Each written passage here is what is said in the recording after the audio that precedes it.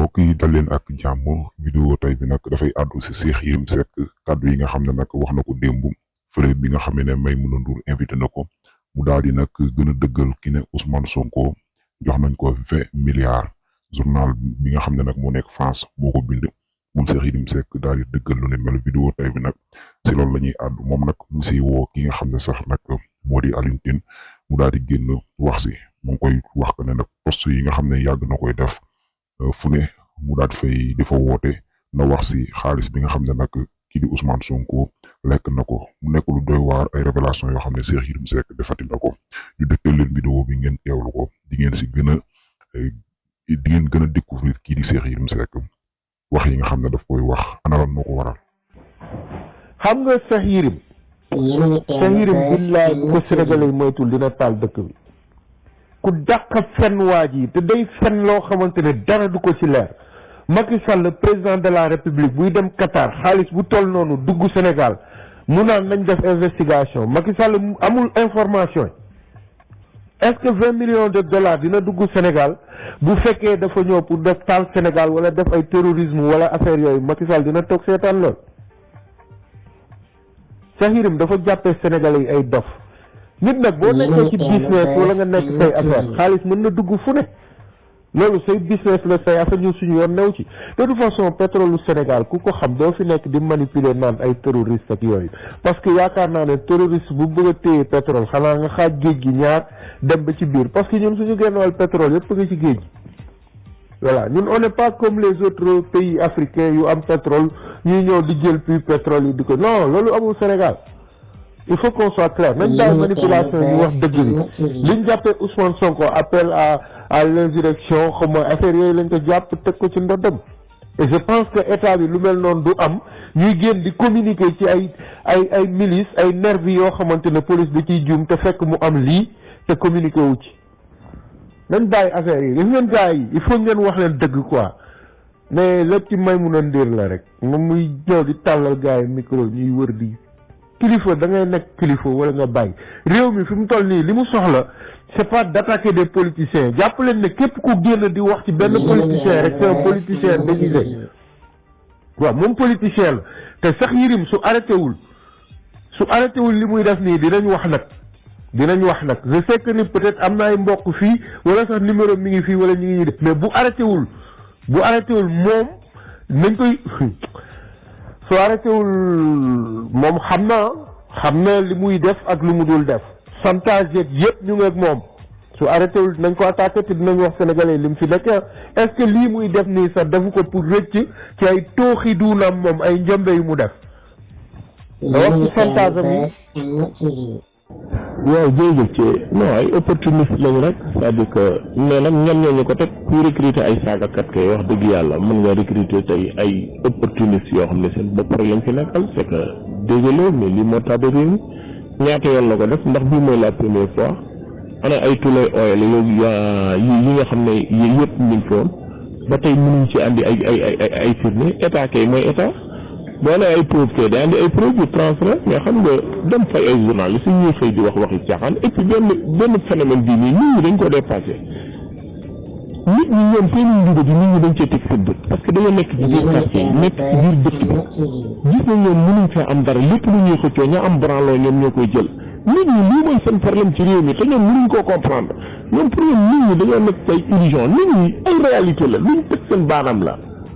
mënoo nekk ci réew sonn ña tekkiwul dara mosuñoo liggéey xamuñoon dara école ñëw di la dépasse sa kanam te lii moom nekk nit ñi mu nekk le palpable mais fii la ñuy toog di sosal te ban sens la am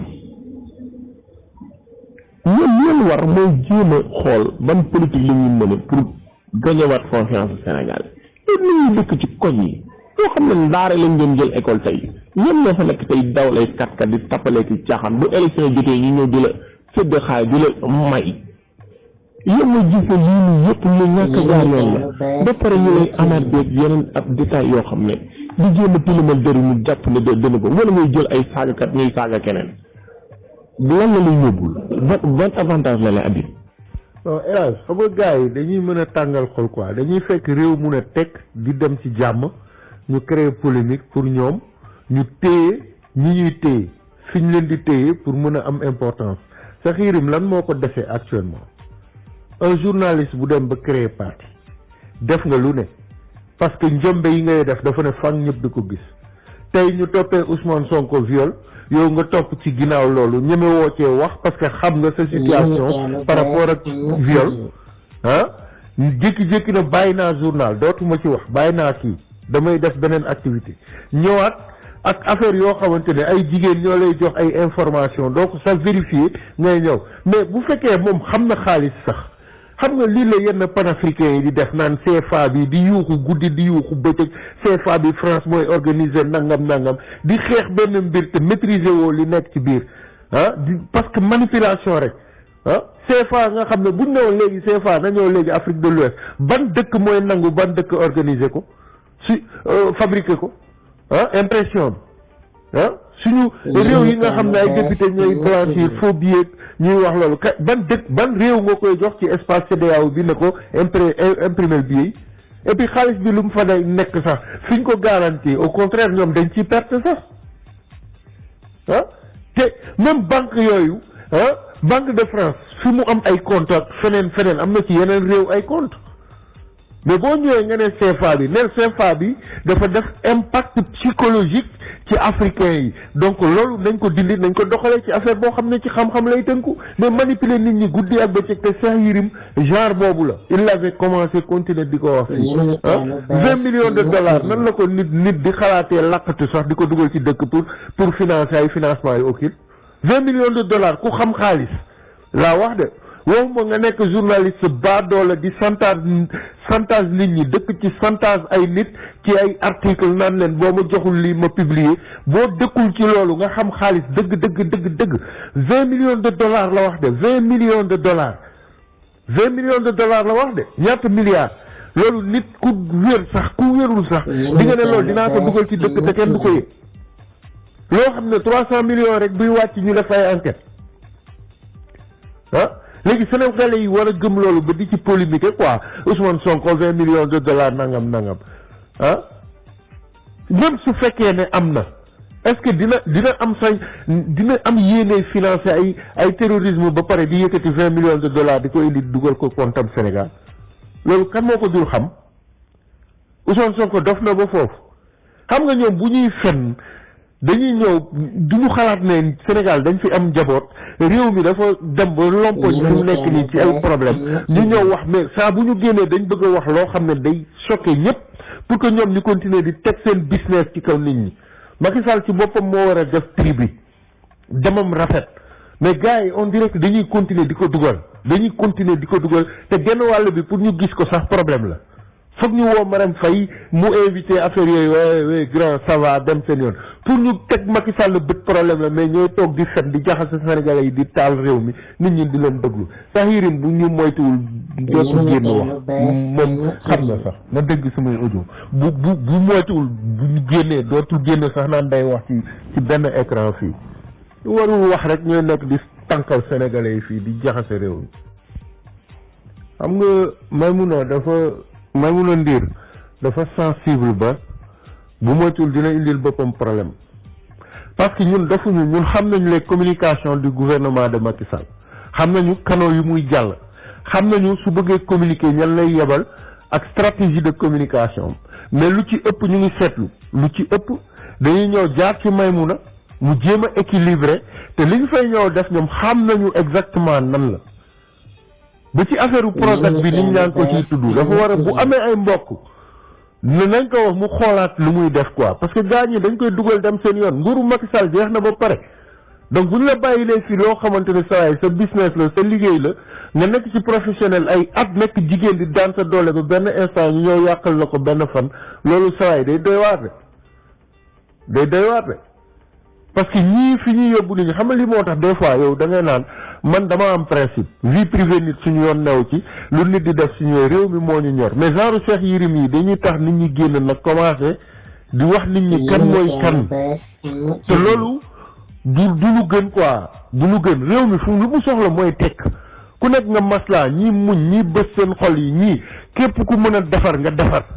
moo gën ñëw di yàq saa bu réew mi ne tekk ñu génn wax loo xamante ni sawaay day semer ay doute ci bopp ñi nga xamante ne duñu xalaat dara taxul muy génn di wax di def yëfam yi manipulation la rek lii boo ko xalaatee ba xalaat da nga naan Macky Sall ñi ko wër ñaari camp lañ def parce que ñoom li nit ñi di ruumandaat ci suuf naan Macky Sall am na ay négociation entre moom ak Ousmane Sonko pour xool nu réew mi di jagee balaa moo dem mu bàyyi fi stabilité beneen camp bi wër Macky Sall ñoom ñoo nekk nii di armé wu pour jaxase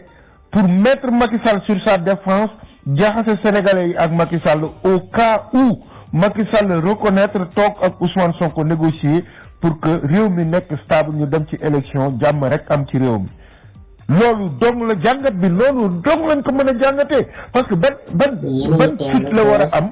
pour ñeme lii leer na ne Macky Sall moo xamante ne tey rapport buñ ko waxee sax nga dem yoro preuve ñu condamné la ne la diffamation nga def nan lay ñëwee am fitu di wax lii taxaw nii di ko wax loo xam ne peut-être top secret lay nekk lu dul beneen camp bi jege Macky Sall ñoo naan négociation baa ngi am de buñ jógul nañ jóg nañ def lii nañ kii nii nañ kii ñoom manipuler te jàmm réew mi intéressé wu leen jàmmi Macky Sall intéressé wu leen li leen intéressé mooy ñoom ñu garder wu ci pouvoir bi pousse Macky Sall ba mu def loo xamante ne soit dina jaxase réew mi wala mu teg fi loo xamante ne ñoom dañuy am protection ba faw parce que genn wàll yii ba ci ñoom nii ñoom Cheikh Yérim nii Macky Sall bu demee nii sa waay ci condition yi ñoom Macky Sall moom mën na rëcc moom parce que lu bëri ñu ngi koy def man je suis sûr certain que sant ko kenn yëgalu ko kenn voilà mais ñoom nag seen stratégie yi ñuy def nii nag faw ñu jàkkaarloog Sénégal yi lii moom njàngat boobu dong lañ ci mën a am njàngat boobu dong lañ ci mën a am sentir nañ ne jàmm mu ngi waaj a am Sénégal réew mi mu ngi waaj a tegu ci yoon faw ñu génn am yu ñu def ba nga xamante ni dina jaxasewaat xelu nit ñi loolu dong la du leneen Père Niang mun naa waat ne day fen nga baal ma ci kàddu gi mun naa teg sama loxo ci alxuraan ne Cheikh Yérim day fen Père Niang moytu leen manipulation Cheikh Yérim bu dee journaliste la du jël exemple ci ab député bu nekk suñu assemblée bii xam na ne député bi dafa am immunité parlementaire xam na loolu da leen di manipuler su fekkee c'est un journaliste day ñëw ne fang lii dafa am protéger ay sources ñeme ko day manipuler Père Niang yeewu leen yow ku mel ni yow ak li nga yeewoo ak li nga wër ci adduna bi yow lii nii Cheikh Yérim def manipulation bi waroo sax taxaw di ko kii war nga ko mën a ajji depuis il est même pas dans l'affirmatif ñemewul li muy wax day topp journaliste buy topp ci ginnaaw ay député di topp ci ay canal enchaîné di topp ci ay leneen moom lu tax demul defi ji investigation moom wala mu collaborer ak ñoom Baba Aïdara ak yooyu lan moo tax deful loolu te moo la gën a xam ne procureur li muy wax su amoon Macky Sall la xam ko mu dugg Sénégal kon procureur yëg na ko ba def na liggéeyam xam nga dafa am yoo xam ne comme waxu xale boo xamee état ak système bi muy fonctionner dafa mel ni waxu xale ngay wax kii de waaye yow doxi jël sa soxla Père Niang am na yoo xamante ni da ngay waaru est-ce que xam nga man du ma déglu Cheikh Yérim du ma ko déglu du ma lire livre am coupure bi ngeen dugal nii moom laa xool mais émission buñ ne Cheikh Yérim mooy tax pourtant man dès le début dama ko daan déglu Cheikh Yérim di ko topp gëmoon ko mais bi mu waxee benn jour dafa añandoog Macky Sall di wax ne xaritam la xaw ma jabaram xaritu kan la ba pare di ñëw di am nu mu taxawee bu ñëwee day wax ay quelque dëgg bu demee ba ci biir ba mu xam ne peut-être gagné na yaa ngi peut gëm nga ko mu cabaxal loo xam ne da lay manipuler orienté la ma xool son style de communication